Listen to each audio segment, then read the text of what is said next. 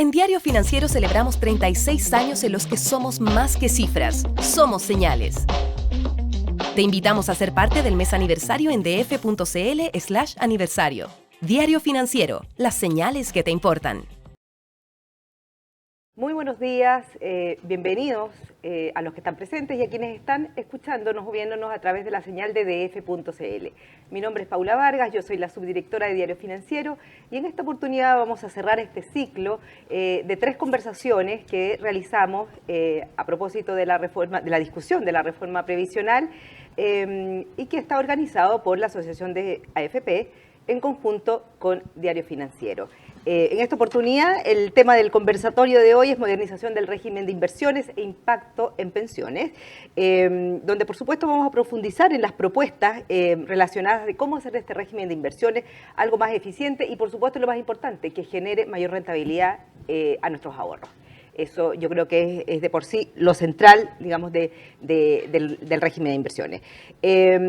Bueno, en ese sentido, este año también ha habido mucho movimiento en torno a este tema, no solamente por la discusión de la reforma, sino porque la Superintendencia de Pensiones y el Banco Central decidieron autorizar los límites a los activos alternativos para cada uno de los fondos. Si fue suficiente, si es suficiente o no, eso también es materia de discusión, pero sí se ha avanzado en algo que un anhelo que era también, o algo que era también muy solicitado desde la industria también. Luego también en la discusión de pensiones vemos que la modernización del régimen de inversión actual, de pasar de un sistema basado en límites a basado en riesgos, también es algo que está sobre la mesa. Si esto le da mayor o menor flexibilidad a las carteras y también se impacta y en qué medida la rentabilidad de los afiliados, yo creo que eso también es materia de discusión con este panel selecto que tenemos hoy día y muy experto también en estos temas. Yo creo que, bueno, esto es una breve presentación, un breve contexto de qué es lo que estamos hablando, de qué es lo que vamos a hablar hoy, de lo relevante que es para la industria y para el sistema de pensiones, cómo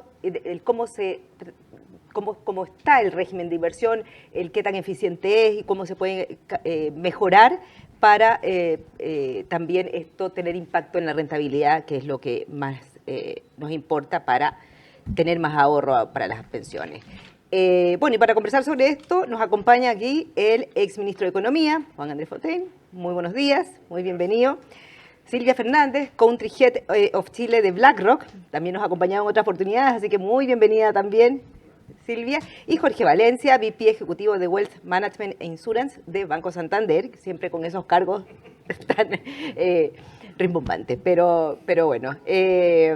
Muy bienvenidos todos. Yo creo que para nosotros es muy importante que gente técnica y gente que tenga también una visión, una perspectiva también desde la academia, nos cuente un poquito cómo ve el régimen de inversión, un poco cómo ve la discusión que también hoy día se extiende sobre este tema. Y bueno, vamos a partir contigo. Y bueno, ¿y por qué importante? Porque también hemos visto que en anteriores estudios, y creo que hay uno de Paula Benavides con Rodrigo Valdés, que es uno que siempre uno recurre mucho para ejemplificar lo importante que es el tema de la rentabilidad. En el fondo, porque cada punto de rentabilidad, lo que señala este estudio, es que podría generar un incremento de hasta 25% en las pensiones hacia el final de la vida, digamos, de las personas. Entonces, eso grafica lo relevante que es este tema, ¿ya? Y por eso es que hoy día lo tomamos también como un eje central de esta conversación. Juan Andrés, ahí como solamente a modo de contextualizar, dada tu experiencia como exministro y académico, ¿cuál es tu visión respecto de lo que hoy se discute como reforma previsional y lo que en realidad está guiando, el principio que guía esa reforma y lo que debería ser? Bueno, primero, buenos días a todos y gracias por la invitación, tanto al Diario Financiero como a la Asociación de AFP. Yo, para ponerlo en términos muy simples, cualquier reforma que se haga a nuestro sistema previsional, yo creo que tiene que partir de los méritos que tiene nuestro sistema, que nuestro sistema es considerado mundialmente uno de los mejores, digamos, antes de los retiros estaba top 10, ahora está como 14 o algo así. ¿Ah? Volvió a subir a 9, ya. O sea, es realmente un ejemplo mundial y ha sido, bueno, imitado urbi et orbi en muchos aspectos, de manera que requiere cambios, pero los cambios tienen que inscribirse en ajustes, perfeccionamientos a lo que ya hay. ¿Cuáles son los elementos centrales del sistema? Ahorro obligatorio para, digamos, hacer frente a la imprevisión que todos tenemos de ahorrar, digamos, para algo tan lejano para algunos, ya no tanto para otros, como es, digamos, la jubilación.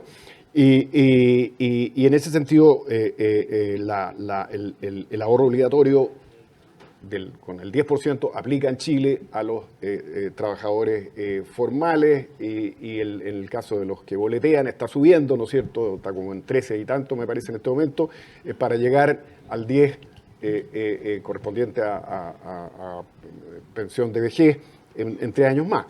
La reforma sube eso, pero para los trabajadores dependientes, pero no se hace cargo, hasta donde yo sé por lo menos, de este problema de los independientes, que son tan importantes en Chile como 27% de la fuerza de trabajo, ¿no? Entonces ahí estamos hablando el principio tendría que ser ahorro obligatorio para todos. Ese es el principio básico y a eso es lo que hay que apuntar, ¿no? Lo segundo es que esto aplica a través de una tasa sobre los ingresos laborales, en el caso chileno el 10% para digamos, la cuenta individual, más lo que va a seguro de invalidez y sobrevivencia, más la comisión de la AFP, lo cual es internacionalmente algo bajo, particularmente considerando las nuevas tendencias demográficas que requieren probablemente una tasa mayor. Lo que está en discusión es subir a 16, que es harto, ¿no? O sea, me parece que eso es una tasa alta. Si bien es cierto que el promedio de la OCDE es como 18, países en los cuales a nosotros nos interesa en general, digamos, imitar, como Australia, como Irlanda, como Canadá, tienen menos, ¿no? Entonces, el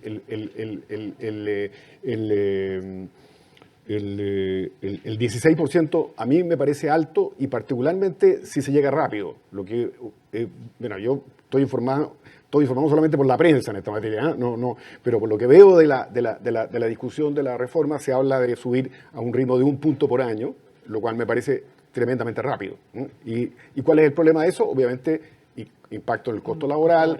Y esto finalmente se traduce en menos empleo, menos salario y en la medida, digamos, de que en Chile existe una tendencia, bueno, como todas las economías no desarrolladas plenamente, una tendencia importante a que esto se traduzca en más trabajo informal. Entonces creo que el tema de la magnitud del alza que se da en este momento como por un acuerdo generalizado, yo lo pongo con un signo de interrogación, debo reconocer, ¿no?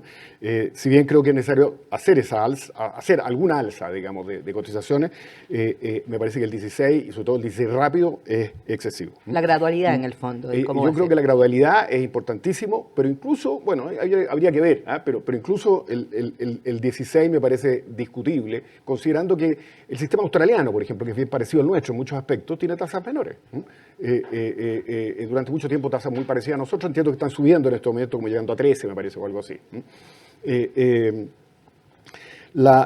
tercer elemento es obviamente la capitalización individual. Ahí la teoría es clara, si la rentabilidad en general, la rentabilidad, la tasa de rentabilidad de los ahorros es mayor que la tasa de crecimiento del producto. Este es el gran argumento de Piketty, el gran, digamos, apóstol de las fórmulas más socialistas hoy día, es exactamente ese, y ese precisamente hace que sea mucho más conveniente para un futuro pensionado que sus ahorros vayan a un sistema de capitalización que a un sistema de reparto. Porque en un sistema de reparto, en el fondo, la rentabilidad de los ahorros que hace quien cotiza, digamos que desde su punto de vista personal, en el fondo es un ahorro, la rentabilidad de esos ahorros es la tasa de crecimiento de los salarios.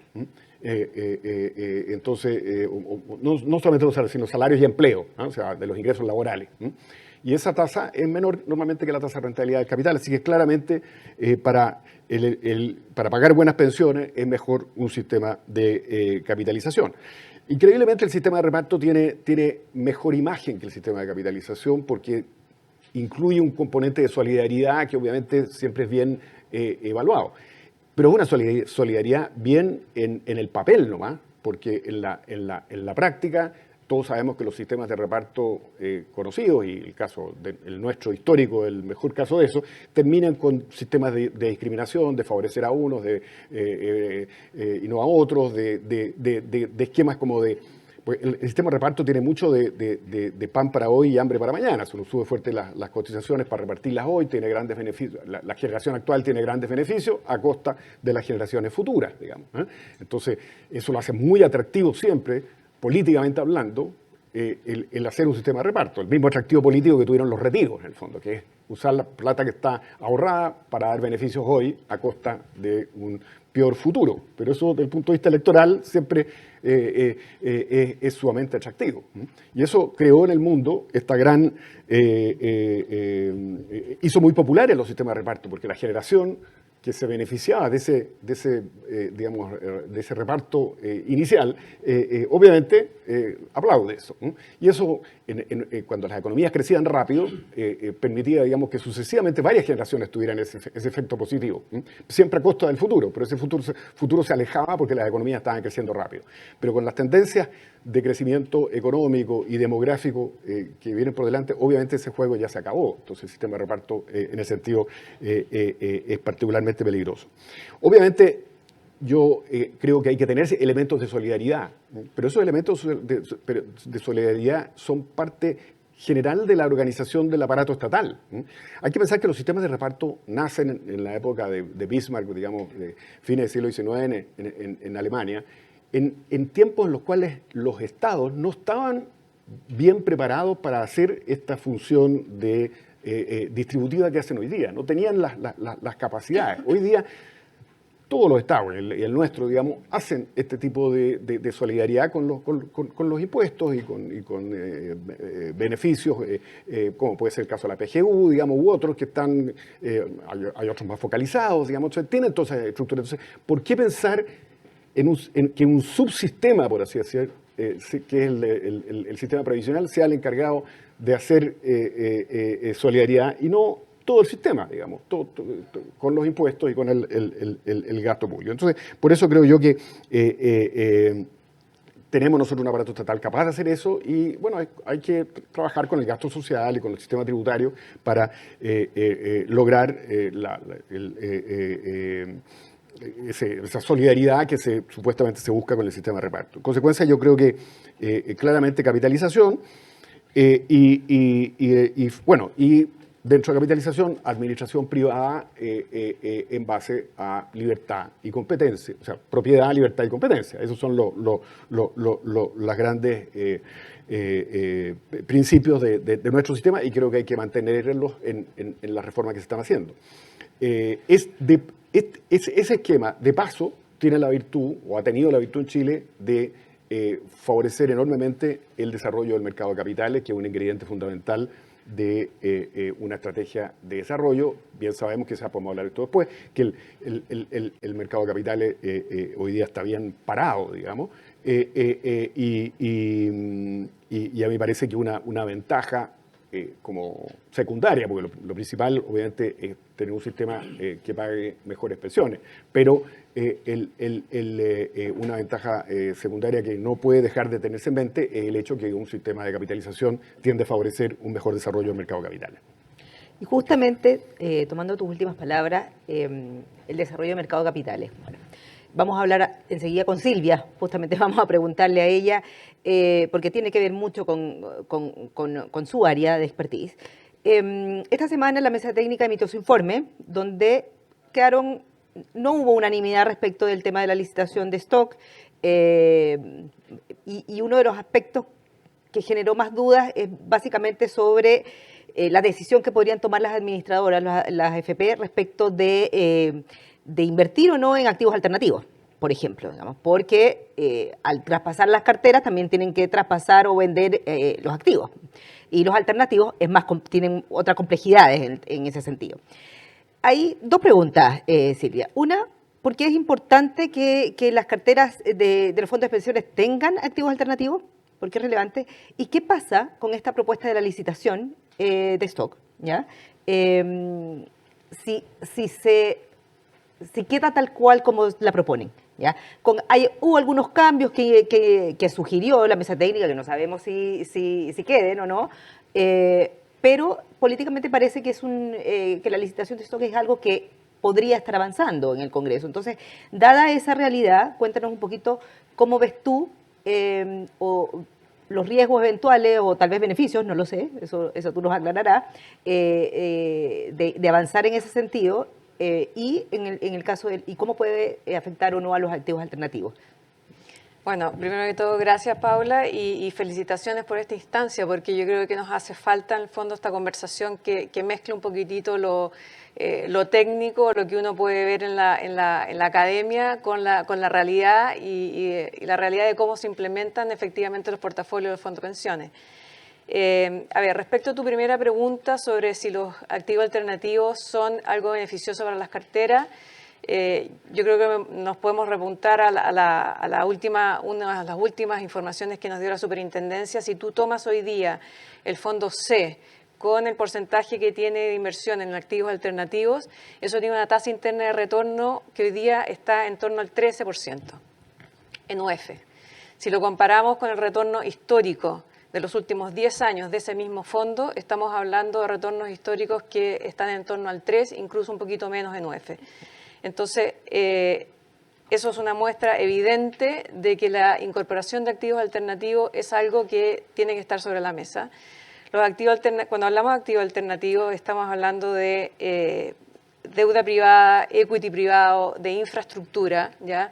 Son activos que tienen muy baja correlación con los mercados públicos y lo que nos ha pasado en la economía es que si nosotros miramos en los últimos años, ha aumentado muchísimo la correlación en la deuda pública, ¿no es cierto?, y en el equity público.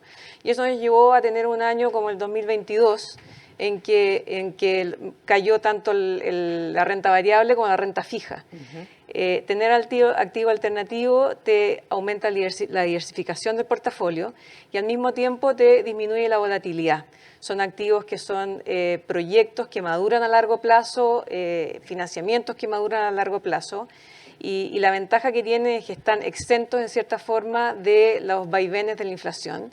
Y definitivamente es un tipo de activos que vale la pena tener en las carteras y que está siendo una fuente positiva de retorno y una contribución de retorno a los portafolios. Ahora, o sea, bueno, para un objetivo como son las pensiones en el largo plazo sería como algo como ineludible dentro de las carteras. Absolutamente. Hoy en día. Y esto, comparativamente con, por ejemplo, otros no sé, sistemas internacionales, también ellos están migrando hasta... O sea, si nosotros miramos hoy día los países OECD, los sistemas de pensiones de los países OECD, hoy día, ni siquiera hoy día, hace un año atrás, el porcentaje de inversión alternativa es del 18,5%. Chile, si tomamos hoy día el promedio de los distintos multifondos, estamos alrededor del 10,5%. O sea, todavía tenemos espacio. Digamos, el aumento de los límites, que es progresivo hasta el 2027, permite al fondo A, que es el más riesgoso, de ir hasta un 20%, pero definitivamente, incluso con el 20%, vamos a quedar en los estándares internacionales. Perfecto. Y ahora sí continúa con el tema del impacto. ¿Y cómo ves tú esta discusión de la licitación del stock y respecto de cómo puede impactar o no esta fuente, entre comillas, un poquito más segura de rentabilidad en el largo plazo? Sí. A ver, cuando hablamos de licitación, yo creo que tenemos que sincerar un poco el objetivo. Se habla de licitación con el objetivo de promover la competencia. A mí me parece que la licitación tiene un objetivo que es fijar precios. No le veo ninguna relación en absoluto con un impacto positivo en la rentabilidad de los portafolios y por lo tanto no le veo ningún impacto positivo en el retorno finalmente de los afiliados. Y de hecho también podemos mirar lo que ha pasado en el sistema actualmente. Hoy día existe una licitación que es de afiliados nuevos, no es de afiliados antiguos. Y si nosotros miramos los últimos 3 años, no son justamente las AFP de comisión más barata las que han logrado el mayor retorno. Por el contrario, hay una de las AFPs que tiene los mayores costos y si miramos hoy día el retorno a 3 años es la que logra las mayores rentabilidades. Por lo tanto, no es tan claro ni tan evidente que la disminución de los costos de administración vaya necesariamente a lograr un impacto positivo en la rentabilidad. Ahora, cuando hablamos de licitación de stock, claramente a los administradores les induce un sesgo dentro de los activos que ellos pueden invertir, porque intentar traspasar activos alternativos o incluso también derivados es un tema tremendamente complejo. Hay otro punto que tampoco se está poniendo sobre la mesa y es que hoy día los fondos de pensiones tienen descuento por volumen. ¿Ya? Por el tamaño de activos que invierten los fondos de pensiones, hoy día acceden dentro de muchos managers extranjeros a descuentos que son significativamente competitivos a nivel mundial, de estrategias que son activas y que incluso quedan a precios más baratas que estrategias pasivas. Entonces, cuando tú tomas un 10% o un 12,5% de una administradora o del sistema, lo traspasas a una AFP nueva, recién creada, haces que ese pool de afiliados pierda la competitividad de volumen y los descuentos por volumen, y los que se quedan en el sistema o los que se quedan en la administradora antigua también lo pierden porque bajan sus tramos de descuento.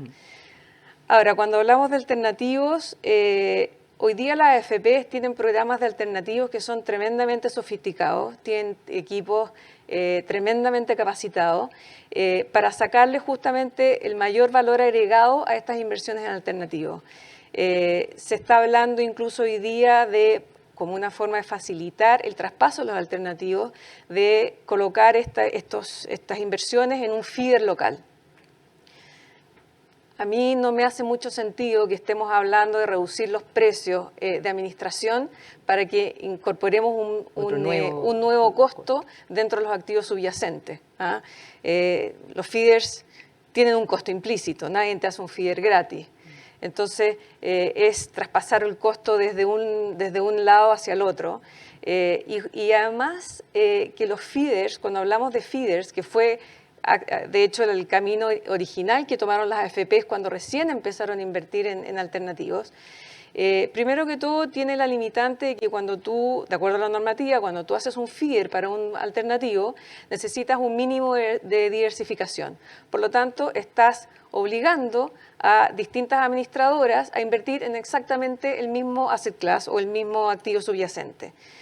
Segundo, cuando tú inviertes en un activo alternativo, parte de lo que pagas de comisión no es solo por ese activo subyacente, sino que tú entras en un programa, muchas veces programas de coinversión con managers internacionales, de un expertise tremendo, de un know-how enorme, en que las propias administradoras van aprendiendo de ese programa junto a managers internacionales que tienen a veces 200, 300 billions invertidos en un solo asset class de alternativo. Entonces, ¿por qué quitar ese valor agregado que en cierta forma viene con tu inversión de alternativo?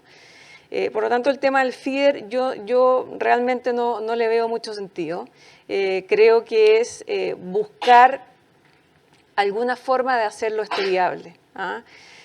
También se está hablando de que hoy día si nosotros tomamos los alternativos y tomamos los derivados, que son los asset classes quizás más complejos de transferir, se está hablando de un 0,8% de la cartera, que sería poco significativo.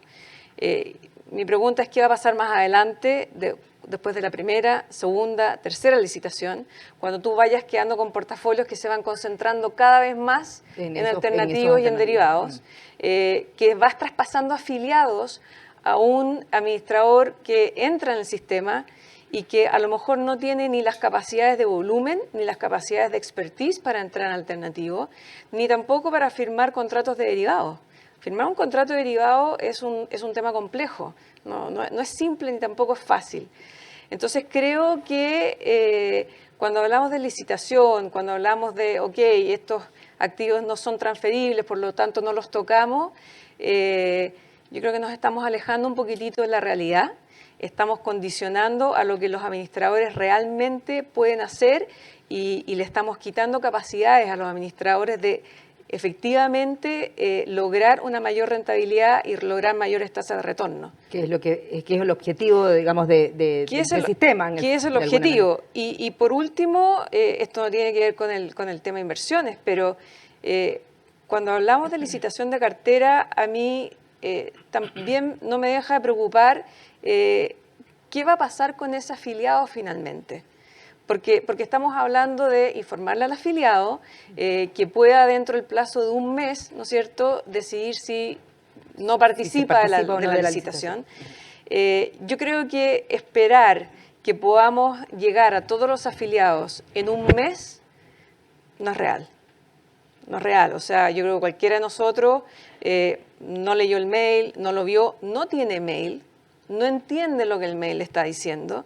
Entonces, ¿qué va a pasar en unos años más cuando ese afiliado se dé cuenta, a lo mejor, que lo cambiaron de AFP y que la AFP que lo cambiaron no logró la rentabilidad de la AFP en que él o ella estaba?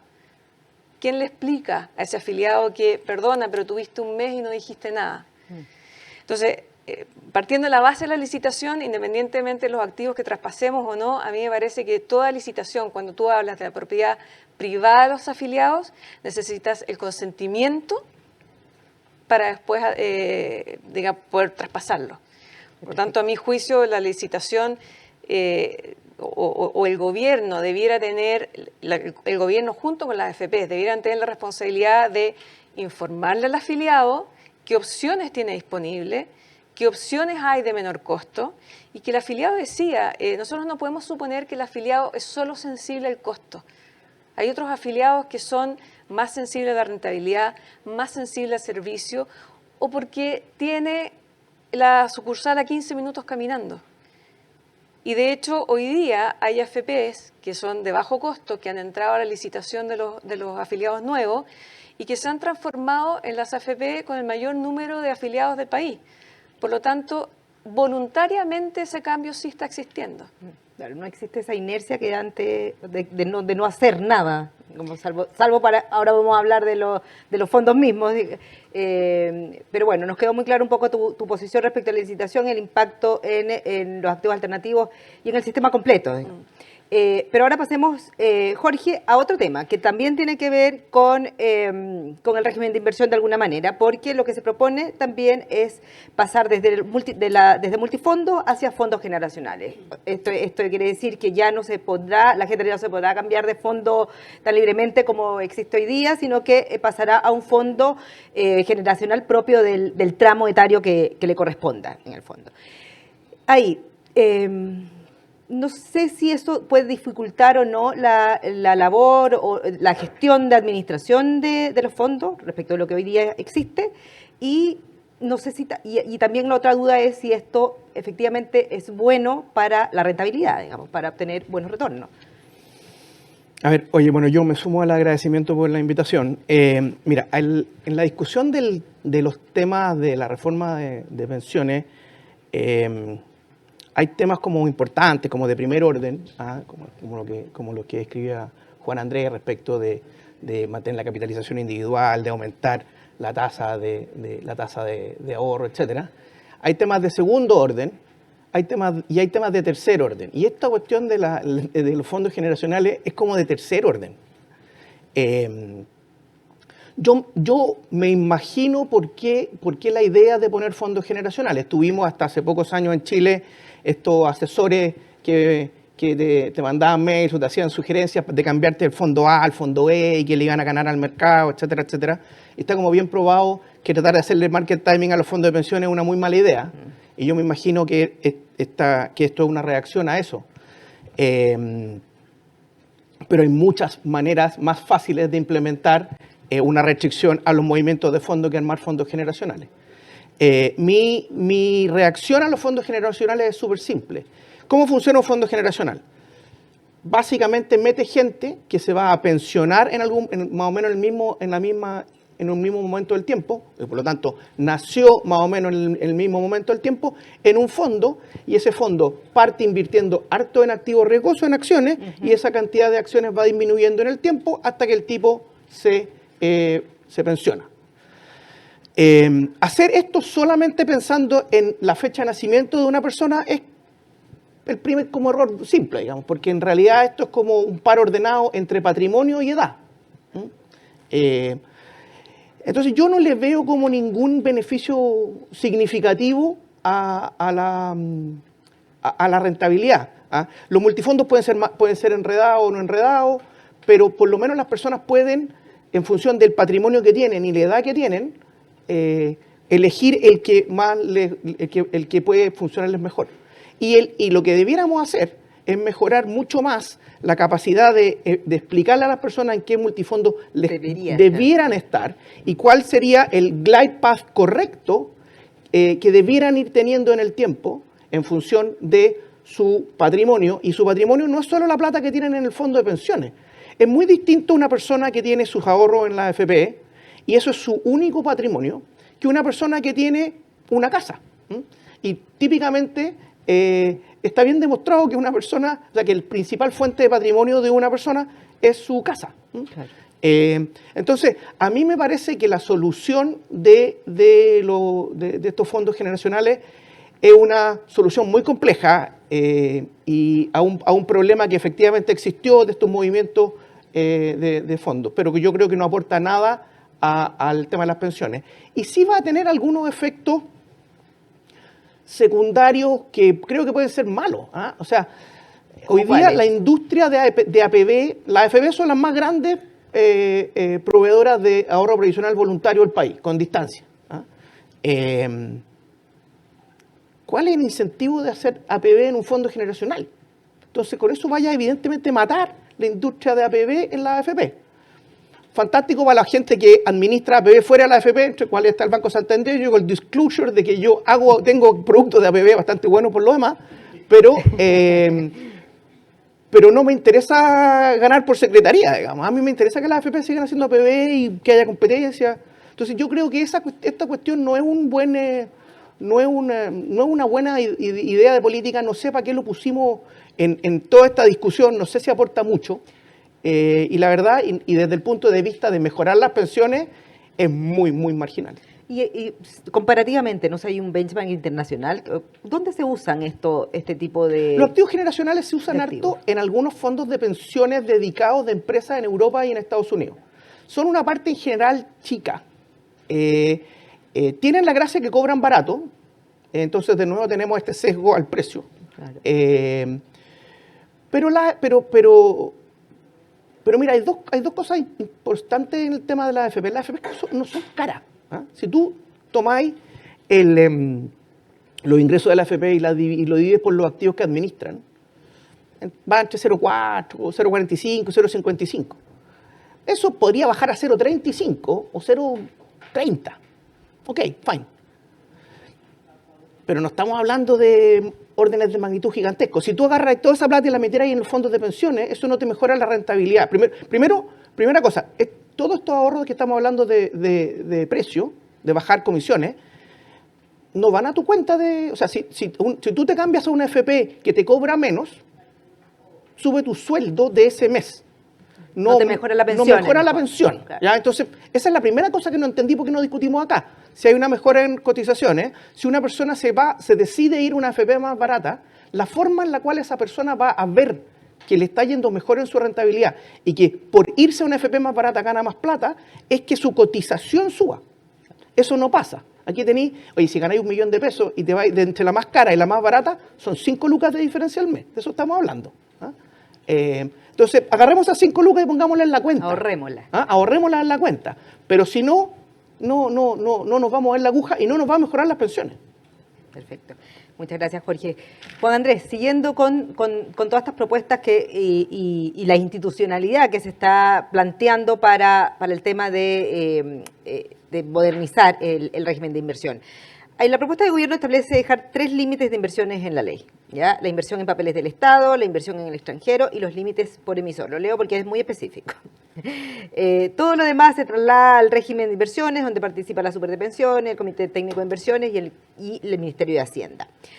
Esta institucionalidad, ¿qué te parece?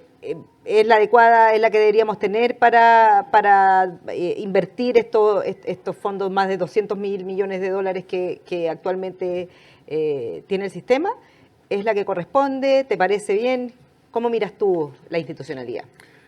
Mira, yo distinguiría la idea de que la ley sea relativamente escueta, que se refiera a esos 3 límites, que son obviamente límites importantes, versus lo que es la propuesta de cómo se institucionaliza esto en una determinada comisión que toma decisiones, etcétera. Respecto a la idea de que que la ley sea relativamente escueta, a mí me gusta. O sea, creo que nosotros en general tenemos una tendencia a que las leyes que regulan, por ejemplo, el mercado financiero sean muy explícitas, muy detalladas, lo cual nace de una natural sospecha de que si queda todo en base a decisiones, digamos, administrativas, esas decisiones van a ser más volátiles, más inciertas, van a crear entonces problemas. Por eso se ha pensado siempre, tratemos de que la ley sea la que realmente fija las reglas del juego de la manera más estable posible.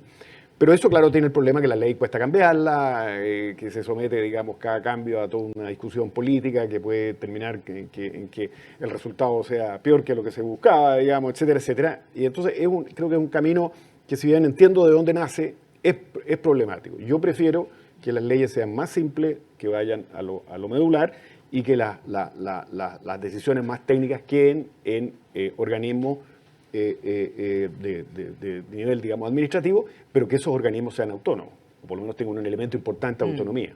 Y por eso hago la distinción entre esta idea general de que sean pocas las instituciones, las reglas que quedan en la ley, a cómo se administra entonces ya el detalle de las regulaciones, porque obviamente hay una cantidad de cosas de detalle que tienen que estar en la regulación. Esas cosas yo creo que tienen que estar en organismos de carácter autónomo. Hemos tenido buena experiencia en Chile con el Banco Central Autónomo, con la Comisión de Mercado Financiero, con no sé, el panel eléctrico, el que, digamos, yo creo que es ese tipo de institución lo que hay que pensar, grupos de expertos que sean los que toman esas decisiones. Perfecto. Silvia, otro tema que se ha hablado respecto de las inversiones es las comisiones. Las famosas las comisiones de administración indirectas, que justamente estábamos hablando un poquito antes acá en la previa de esta iniciativa. ¿Cuál es tu opinión respecto a la regulación que se plantea para la administración de comisiones, para la administración indirecta, digamos, comisiones de administración indirecta, y qué cambios implicaría a tu juicio para el régimen actual? A ver, primero, hoy día existe fijación de precios para los activos subyacentes. Eso es público, es de conocimiento de todos, es una tabla que emite la superintendencia, que se actualiza frecuentemente y que te establece límites dependiendo si la estrategia subyacente es activa, es pasiva, si estamos hablando de mercados emergentes o mercados desarrollados. Por lo tanto, hoy día existe, funciona bien y les ha funcionado también muy bien a los fondos de pensiones, porque ha sido también un argumento para poder negociar con managers extranjeros descuentos por volumen, ¿no es cierto? Ahora, si estamos hablando de mantener esa malla de precios o fijación de tarifas máximas, yo no le veo ningún problema. Si aquí estamos hablando de imponer, por ejemplo, un límite agregado, creo que le estamos sobrecargando a las administradoras una traba y dándoles la imposibilidad de que ellos efectivamente hagan el manejo adecuado de su portafolio de acuerdo a sus propios delineamientos. Y cuando hablamos de competencia, yo creo que realmente tenemos que dejar a las administradoras competir. Dentro de ciertos marcos debiera haber, que hoy día no existe, un límite, por ejemplo, para el riesgo total del portafolio subyacente, riesgos, límites, para lo que tú puedas pagar en ciertas clases de activos. Pero ¿cómo entonces vas a dejar competir a las administradoras si les pones límites de acuerdo a lo que puedan invertir, a cuánto puedan pagar por lo que invierten, ¿no es cierto?, y a cuánto pueden cobrar?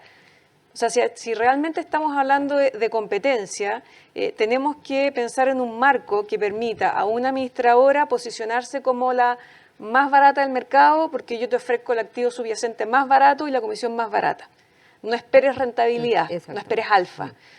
O me puedo posicionar como la administradora que me comprometo a darte alfa, porque no me voy a preocupar necesariamente del costo subyacente, sino que me voy a preocupar de darte mayor retorno. todas las empresas del mercado compiten de esa forma. O sea, o tú compites por precio, o compites por servicio, o por rentabilidad. Esa es la real competencia. Entonces, mantener lo que hoy día hay, yo no le veo ningún problema. Ahora, en paralelo se habló en un principio, que hoy día también esa conversación está cambiando un poquito, de a todos los activos subyacentes que tuvieran más de un 10% en mercado nacional, que eso no podía entrar dentro de los costos subyacentes, lo que a mi juicio tampoco es adecuado, porque originalmente en Chile las AFP sí invertían en fondos small caps, y eso hace unos años atrás la superintendencia también, indicó, hizo las indicaciones a las administradoras de terminar con ese tipo de fondos porque no era razonable pagar por una administración de un mercado local que las AFP debieran conocer. Y las AFP efectivamente lo debieran conocer, pero la pregunta es si vamos a destinar a los equipos de los fondos de pensiones a hacer un análisis detallado de empresas de muy baja capitalización en las cuales pueden hacer apuestas significativamente pequeñas, ¿ya? O vamos a destinar esos recursos, esos equipos, a que hagan un análisis más profundo de activos alternativos, de coinversiones, de mercados internacionales. Entonces, si miramos, digamos, el uso del recurso de los equipos de inversiones de la AFP, a mí me parece que limitar la inversión en activos nacionales no tiene ningún sentido. Y por otro lado también estamos, y lo comentó Juan Andrés en un principio, estamos también limitando el desarrollo del mercado de capitales. Cuando nosotros pensamos en un sistema pensemos en un sistema de ahorro, ni siquiera de retiro, nosotros en BlackRock eso lo analizamos bastante porque más de 50% de los activos que tenemos tiene alguna relación con retiro. Tú necesitas 3 variables o 3 pilares fundamentales. Primero, que el afiliado, que el ahorrante tenga confianza en lo que está invirtiendo, en el sistema que está invirtiendo, y elecciones. Segundo, que tengas ingresos, porque de lo contrario no puedes ahorrar nada. Y tercero, que tengas un mercado de capitales lo suficientemente profundo para poder invertir esos ahorros. Y estamos con este tipo de limitaciones poniéndole trabas a todo el desarrollo, a la posibilidad del desarrollo de empresas small caps, Scalex, todas las nuevas empresas que están apareciendo en el mercado. Perfecto. Gracias, Silvia. Jorge, otra de las propuestas es el benchmark, ¿ya? Para regular las inversiones. ¿Ya? En la actualidad existe un benchmark definido entre pares, ¿ya? En función de la rentabilidad de las 7 administradoras, que se va ajustando mes a mes, ¿ya? Lo que se propone es una cartera de referencia definida por el Ejecutivo y que se revisaría cada 7 años. Además, se establece un sistema de premio y castigo por una banda en torno del 15%, o sea, el premio se recibe siempre y cuando la rentabilidad sea positiva, y por el contrario, mientras sea negativa, ¿cómo se llama? No vas a recibir, bueno, vas a tener castigo en el fondo. Ya. ¿Cómo ves tú este sistema de incentivos y este benchmark? ¿Cuál es la opinión que tienes de esta propuesta de cambio? Y bueno, y si son los incentivos correctos para obtener una adecuada rentabilidad o retorno. Ya, mira, a ver, espérate, voy a partir por un comentario que hiciste. Las AFP en realidad no tienen un benchmark entre ellas, no existe un benchmark formal. Tienen carteras parecidas por otros temas regulatorios, pero no existe un benchmark formal. A mí lo que me preocupa es que estas cuestiones es divertida esta discusión, porque imagínate tú el regulador o el gobierno definiendo un benchmark, ¿ya? ¿Qué es lo que le va a interesar a ese regulador? Que el benchmark sea conservador. Y las AFP se van a abrazar a ese benchmark conservador por razones obvias. ¿Qué es lo que va a pasar con eso? Las pensiones van a ser más malas. ¿Ah? Las cuestiones en general no se hacen así en el mundo, y esto es mucho más simple. En general, los sistemas de pensiones con capitalización individual en el mundo pagan un porcentaje de los activos que administran. Punto. Así de simple. ¿ah? 0,3, 0,4, 0,5, eso es lo que pagan. En Chile tenemos este pecado de que cobramos un porcentaje del sueldo y ahí administramos la plata para siempre. Eso es un enredo, partió así, yo me imagino que porque si no, no iba a haber nadie interesado en armar una FP al principio, que no iba a haber plata, pero yo discutiría la forma de transicionar desde la forma en la cual cobramos ahora a cobrar a un porcentaje de los activos administrados. Después de eso, creo que es mucho más importante la discusión de que los fondos de pensiones tienen una rentabilidad objetivo implícita. Si tú todos los meses durante 25 años cotizas y tus fondos en promedio rentan UF más 5, de como UF más 70 y tanto, fue un cálculo que hicimos en algún momento con Arturo Cifuentes, pero rentan UF más 5, vais a tener una tasa de reemplazo del 70% cuando te jubiles. ¿Ya? Entonces, es mucho más importante entender que el portafolio en el largo plazo, entre que el fondo A va a rentar 10 y el fondo B debiera rentar 3, que en promedio en tu vida, todos los meses pones plata, UF más 5 hace la pega, que estar pensando en un benchmark de 60-40. Supongamos, por ejemplo, que durante este periodo de 7 años en que hay que cambiar el benchmark, las tasas de interés en el mundo subieran a tasas reales, no sé, altísimas, por alguna razón mágica. Lo lógico sería tener un montón de renta fija. Claro. ¿Y qué importa si me salgo de ese benchmark? Es mucho más importante pensar en una rentabilidad objetivo de largo plazo que sea consistente con pagar pensiones en el largo plazo. Entonces, todo esto a mí me parece un enreo, para decirlo en cristiano.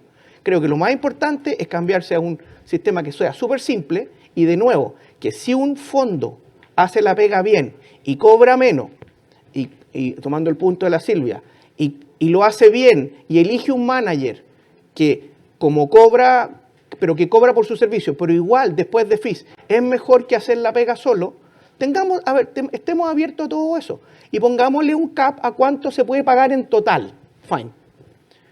Pero no nos enredemos mucho con detalles de que tú, si le ganas o no le ganas a esto, que el 15% para acá. Es un enredo que además tampoco, de nuevo, no ayuda a nada, no tiene ningún impacto en las pensiones. Entonces yo estoy por la teoría de Juan Andrés de simplificar estas cuestiones lo más que se pueda, para que la gente las pueda entender, no tener este set de límites de inversión y no tener todo este set de regulaciones que son así. O sea, el límite de inversiones, Chile, el régimen de inversiones tiene 74 páginas. No sé cuántos límites deben ser, 200 límites. Esa cuestión no se entiende, ¿te fijas? Entonces, aprovechemos este periodo de discusión para simplificar todas estas cosas y para que esto sea, para que si queremos que ayude a las pensiones, hagamos que los ahorros que se puedan hacer vayan a tu cuenta. Bueno, eso es parte de la discusión que se está viendo ahora, así que para eso los invitamos a ustedes también, para que den cuenta de los aspectos técnicos que se pueden tomar en consideración para esta discusión.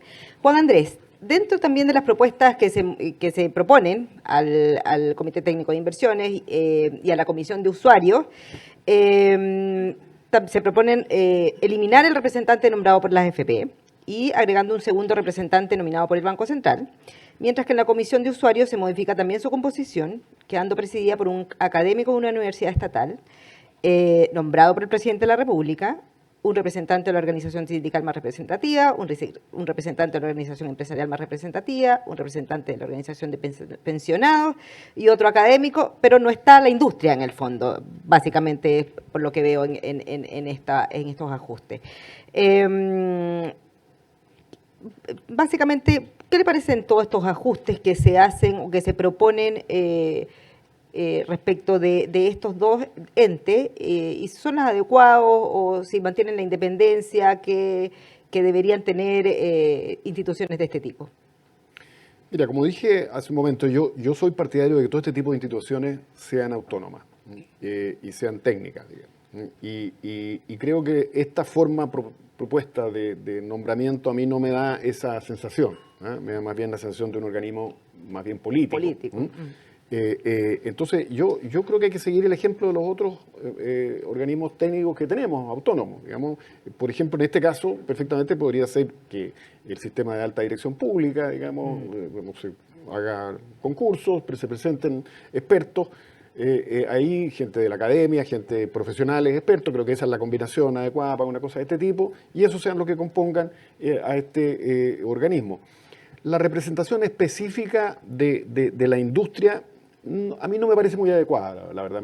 Prefiero que este otro organismo, este otro mecanismo estrictamente técnico, digamos, sin participación de, entre comillas, interesados, digamos, pero obviamente alimentado con gente que sí tiene larga trayectoria de experiencia, tanto profesional como académica, en la materia. Y ese organismo sería el que tendría que aterrizar estos principios que a nivel de la ley serían muy generales y como hablábamos antes, un tipo de normativa muy básica, muy simple, no las 70 y tantas páginas, digamos, pero obviamente tendría que entrar en más detalle. Y ahí, bueno, un poco lo que decía Jorge, buscar un sistema, digamos, de apuntar a cierta rentabilidad como concepto central y con ciertas límites en cuanto a no sé si VAR o algo de ese tipo, digamos, de estos mecanismos, digamos, de administración de riesgos para efecto de acotar la variabilidad, porque si bien es cierto que está bien apuntar a la rentabilidad digamos, que significa una determinada pensión a futuro, hay un problema práctico que es que los movimientos bruscos de los valores de las cuotas provocan problemas, digamos, políticos, etcétera, etcétera. Una anécdota, quizás aquí, yo que ya estoy en edad de contar anécdotas, a mí me tocó participar en las discusiones a propósito de uno de estos créditos del Banco Mundial, el SAL, en Chile, el SAL 1 debe haber sido, en que una de las ideas era precisamente hacer que las AFP pudieran invertir en acciones. Entonces estaba toda esta discusión y yo me trencé, me acuerdo, en una argumentación con Juan Aristía, que era en ese momento el superintendente de AFP, yo estaba en el Banco Central, y le empiezo a explicar la teoría básica de portfolio, digamos, que ganas en una, la pierdes en otra, y entonces, bueno, yo era un cabro joven, naturalmente, entonces me mira y me dice, ¿tú crees que yo no sé la teoría de diversificación de portfolio? Si el problema es otro.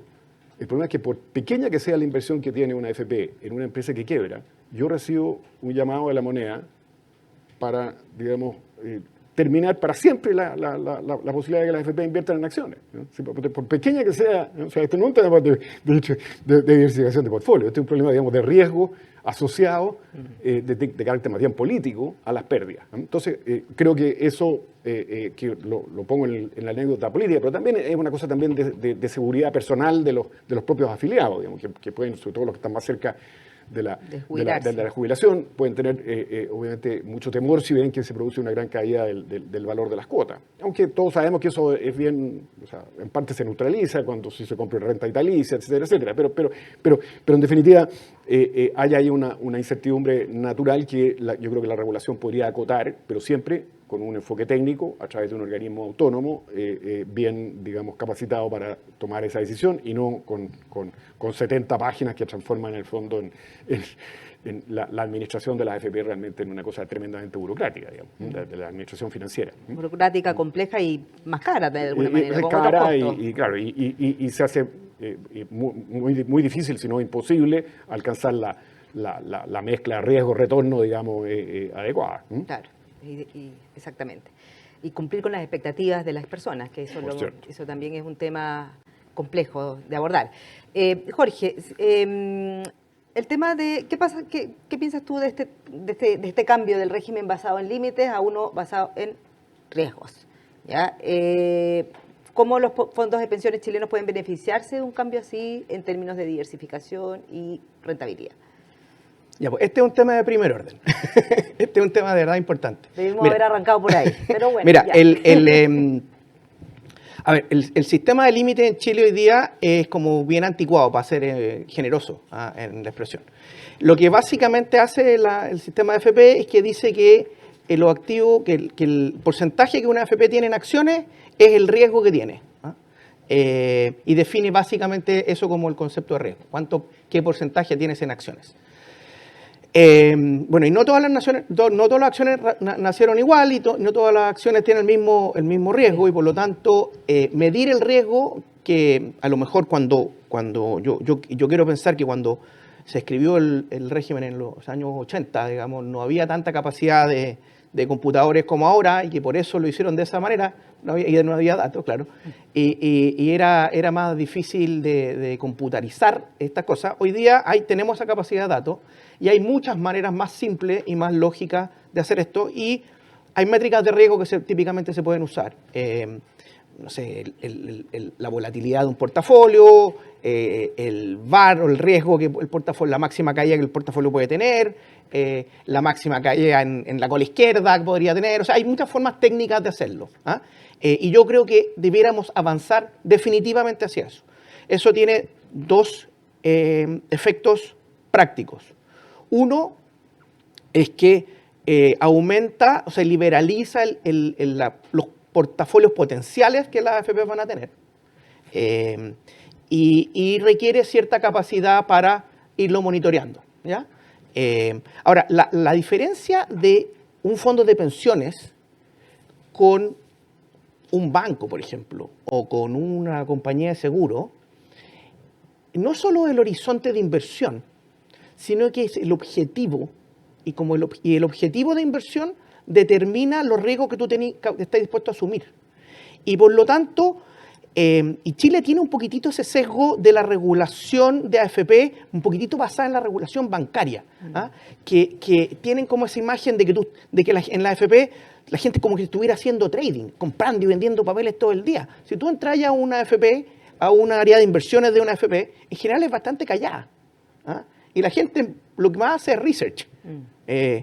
Entonces no es como una cosa frenética así como del estereotipo de Wall Street, y no debiera ser, ¿ya? Entonces yo creo que definitivamente hay que cambiar los límites de inversión a algo basado en riesgo, con este concepto como de objetivo de rentabilidad de largo plazo que te comenté al principio, con construcciones de portafolios mucho más libres, sin tantos límites nocionales de porcentaje del emisor, del activo contable depurado, de bajar hasta la última escala de un fondo que compráis para entender qué porcentaje de las acciones de una compañía en Hong Kong tiene y reportar eso. Son puras cosas muy complejas que hacen muy costosa la administración y que de verdad tampoco nos aportan en nada en las pensiones. Entonces, este es un tema centralísimo. Para esto hay que hacerlo con un grupo de personas que de verdad que profesionales competentes que lo entiendan. Hay harta gente que lo hace también y lo outsourcea. Aquí voy a hacerle comerciales a BlackRock, que tiene un sistema que hace esta cuestión y que se puede comprar empaquetado. Y hay varios otros, digamos, pero el de BlackRock es bueno. Entonces yo creo que este es el camino de verdad de forma de administrar un portafolio moderno, y esto requiere probablemente de 3 páginas de régimen de inversión y no 74. 74, exacto. Oye, Silvia, ya que ha sido mencionada aquí por Jorge, también, bueno, tú tienes una amplia experiencia en temas de inversiones de fondos de pensiones, y en ese sentido, claro, junto con simplificar, digamos, la regulación, ¿qué otros aspectos, qué otros temas deberíamos mirar a futuro para que efectivamente logremos mejorar las pensiones, siempre desde tu área, que es el tema inversiones?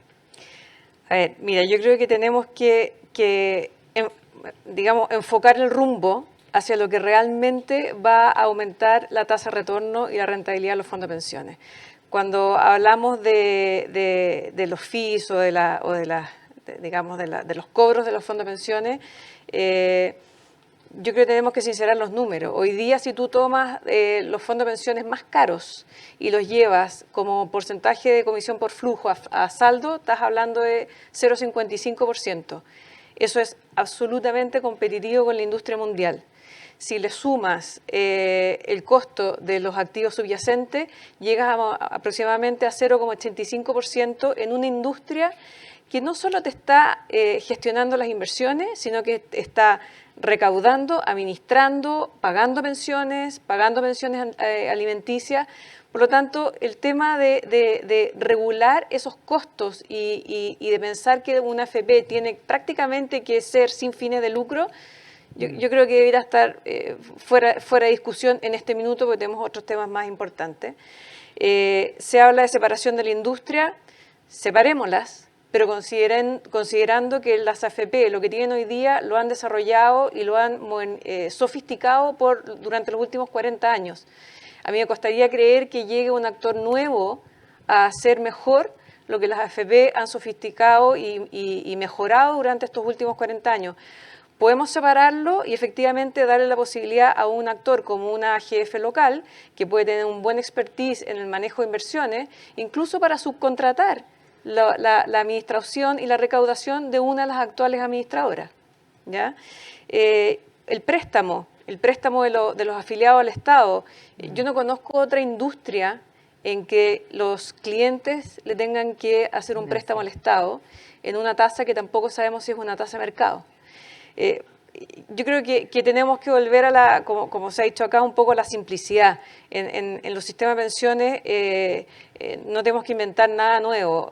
Nos guste o no nos guste, la única forma de subir las pensiones y la tasa de retorno es aumentando la edad de jubilación, aumentando gradualmente las contribuciones, ¿ya?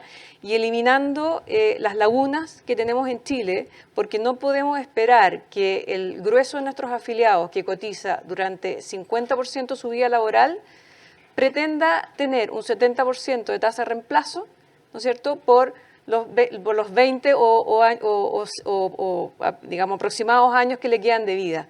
Las matemáticas simplemente no dan y tenemos un 28% de empleo informal que no está cotizando. Entonces, esos son las variables que realmente tenemos que atacar. Y yo creo que hoy día pensar en cualquier sistema o modalidad que tratemos de empaquetarla de alguna otra forma, pero que a la larga implica reparto, es ignorar completamente los cambios demográficos que está viviendo Chile, que está viviendo el mundo y que Chile no está ajeno a eso. En Chile tenemos una tasa de fertilidad que está bajo de la tasa de reemplazo. Tenemos una fuerza laboral que en pocos años más ya llega a un punto de contracción y vamos a tener que lidiar con una población que en unos años más va a tener una masa crítica de personas de tercera edad que necesitan tener una jubilación adecuada y una fuerza laboral que se va a ver cada vez más contraída. Por lo tanto, pensar en cualquier tipo de reparto es ignorar un problema que lo tenemos frente a nosotros.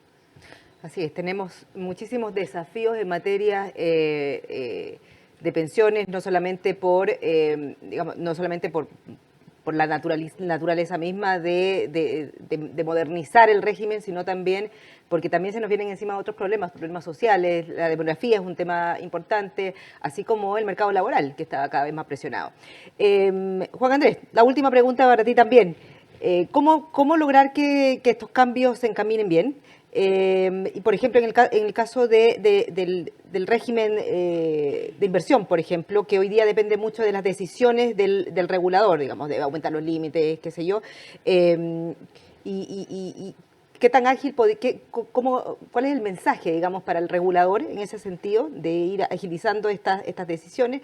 Y lo otro también es cuál es el mensaje también al legislador, porque hoy día también está en un rol súper muy relevante, como es tomar decisiones importantes respecto de lo que venga en materia de reforma previsional y tomar todos estos aspectos técnicos que ustedes han expuesto y que van, por lo que lo escuché a todos, apuntan a un tema más simple, a un sistema más simple y menos engorroso y que genere menos riesgos también a futuro. Y mayor rentabilidad, que es lo que más se busca en el fondo. Mira, yo respecto al tema específico del régimen de inversiones, que estoy seguro que no es lo que está, como quien dice, en la primera prioridad de los legisladores, que están pensando en otros aspectos de este tema, pero que yo creo que es crucial, y particularmente en el caso de los reguladores es su tarea principal. Yo creo que el mensaje es que ese es un instrumento esencial, no solamente para generar buenas pensiones, sino que también para favorecer el desarrollo del mercado de capitales o el mercado financiero. Nosotros tenemos un mercado financiero que es probablemente el mejor de América Latina. Los cálculos que hace la OCDE cuando compara, digamos, distintos elementos como el tamaño del sector bancario, como los costos del sector bancario, el acceso de las personas, digamos, a créditos o a depósitos, siempre nos pone en primer lugar en América Latina, digamos, a Chile. O sea, todavía tenemos un mercado de capitales muy bueno. La mejor prueba de eso es que el fisco se está endeudando hoy día a una tasa a 10 años, claro que es medio coyuntural esto, pero una tasa a 10 años que está casi al mismo nivel que la tasa a 10 años real que se endeuda Estados Unidos, digamos. La tasa de los TIP a 10 años está prácticamente igual al BCU, una cosa que a mí no me había tocado ver, digamos. Y bueno, y en tasas nominales el fisco se está endeudando, digamos, cerca del 6% en Chile a 10 años, mientras México lo hace al 10%, y Brasil lo estaba haciendo al 14%, creo que ahora está con el 17%, claro que están en una crisis especial. Pero vean ustedes las diferencias. O sea, nosotros tenemos hartas diferencias con México, por ejemplo, pero no sé si se justifica, digamos, una diferencia de una tasa de 5 o entre 5 y 6 versus 10. O sea, creo que el beneficio que tiene el fisco chileno de poder endeudarse a ese costo, en parte, tiene mucho que ver con el desarrollo del mercado de capitales y dentro de ese desarrollo mucho que ver con la AFP y su política de inversiones. Lo mismo el caso de las personas, con el acceso, digamos, a los cortos en UEF, etcétera, etcétera. Pero no es misterio para nadie que este gran desarrollo del mercado de capitales se paró, no sé, desde el año 2019 o algo así, no hay ni una colocación nueva de acciones, por ejemplo, se ha disminuido, digamos, fuertemente las emisiones también de papeles de renta fija, con porcentaje del producto, se ha disminuido el número de sociedades que se transan en bolsas. Tenemos en el resto del mercado no bancario, digamos, tenemos una contracción bien importante del mercado de capitales y al parar el crecimiento nos empezamos a quedar atrás y hoy día vemos desarrollos en Brasil, incluso en Argentina, digamos, interesantes mercado de capitales. Las empresas de fintech, por ejemplo, más importantes, no son chilenas en el mundo, en el mundo latinoamericano, son digamos, argentinas o brasileras. En fin, o sea, nos estamos quedando atrás. Y yo creo que en eso el rol que puede jugar las regulaciones del mercado de capitales y en particular las de las inversiones de la AFP son fundamentales. Hoy día, por ejemplo, la AFP tiene ¿cuánto? Como 7% en acciones, me parece, chilena, que uno piensa eso es relativamente bajo. Ahora, puede haber sido inteligente porque la bolsa no andaba muy bien los últimos 10 años. Pero bueno, esto en parte es un síntoma también entonces de un problema. Y yo creo que el camino de Chile por delante para que Chile vuelva a tener tasas de crecimiento importantes pasa de todas maneras por una tasa de inversión mucho más alta. O sea, Chile es imposible, creo yo, que crezca a 3,5%, 4% por año, que yo creo que algo a lo cual podemos aspirar y que es razonablemente bueno, dado que por razones demográficas la población crece poco, así que en términos per cápita eso es un buen ritmo de crecimiento, algo entre 3,5 y 4. Pero para eso requerimos una tasa de inversión en Chile de unos 5 puntos más del PIB de lo que tenemos ahora.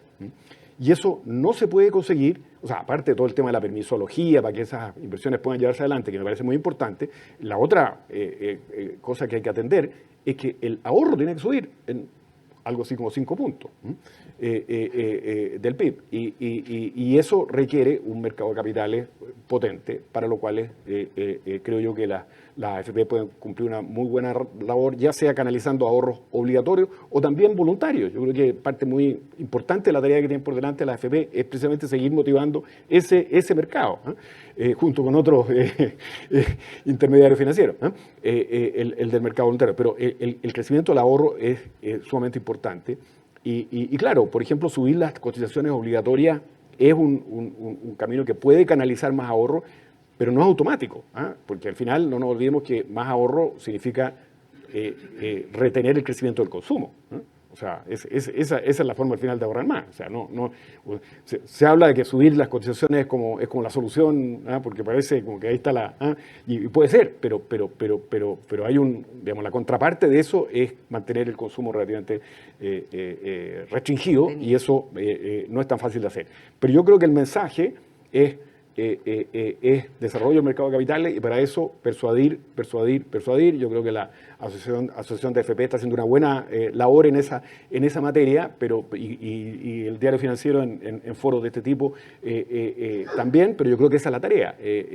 Nos dejamos estar un poco, pienso yo, en la idea que el mercado de capitales chileno ya había llegado a un nivel de desarrollo suficiente y nos podíamos